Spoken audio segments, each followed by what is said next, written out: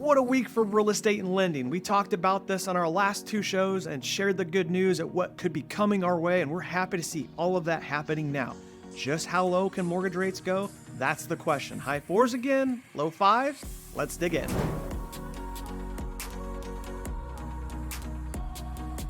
Let's start off with an interesting interview with Matthew Graham on CNBC. Matthew's a super smart guy and COO of Mortgage News Daily. What would you expect the rate to be into next year based on what the Fed said yesterday? That's good. Get me with the predictions, right? I love those. The rate momentum is as good as the trajectory of economic data. So if the data continues to do what it has been doing, there's no reason rates couldn't go down into the fives, possibly even high fours if some of the talking heads are right about recession in 2024. That's not unreasonable to think that we could see that territory that quickly, but it really depends on economic data, chiefly inflation, getting to the 2% target. Mortgage rates following the data basically means if softer economic outlooks and reports continue to come out, then rates will continue to fall. If the economy normalizes or if we see inflation tick back up, we will see rates respond and either pause their descent lower or possibly even climb back up to temper inflation.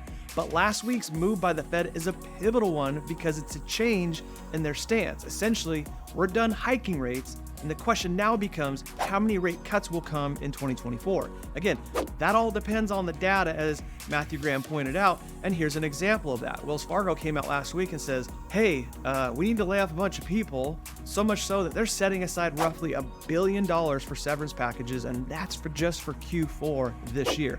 On top of that, their CEO said, end quote, they're not even close to where they need to be in terms of efficiency, also stating they will need to be more aggressive with future layoffs. That's an example of the softer economic news and outlooks that Matthew Graham was talking about, and Wells isn't alone. Several major companies announcing layoffs: GM, Ford, Hasbro, Spotify, Twilio, Citi, Amazon, and many, many others. As the economy slows and weaker economic outlook persists, so will mortgage rates continue their decline. Let me show you both sides of this to be fair though.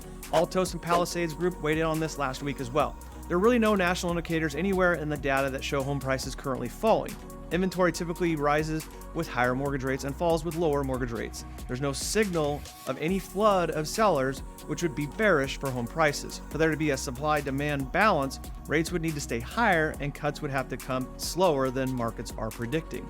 The housing market plays a role in this given the contribution to headline inflation calculations. If rates come down too much and mortgage rates follow, we'll see the current supply-demand imbalance exacerbated as pent-up demand gets released into an undersupplied market, putting upward pressure on home values and inflation. Until mortgage rates drop below 6%, it's unlikely that pent-up deferred sales will contribute to supply. And guys, that's what we talked about last week and why we still believe this is the early sweet spot for buyers and sellers. And quite honestly, we all want lower rates now, but a slower measured decline is probably what's best for the market. But we shall see. Full circle, guys. Again, the rate momentum is as good as the trajectory of economic data, and the data is in our favor right now, which is why we're seeing this run. Several of the leading indicators support this as well. Mortgage rates lowest since May. We've had 6 and soon to be 7 straight weeks of rate declines. Mortgage applications continue to increase, up 4% on the week. Home buyer demand is up 3% month over month per Redfin. And the last leading indicator is Google Home searches. Now,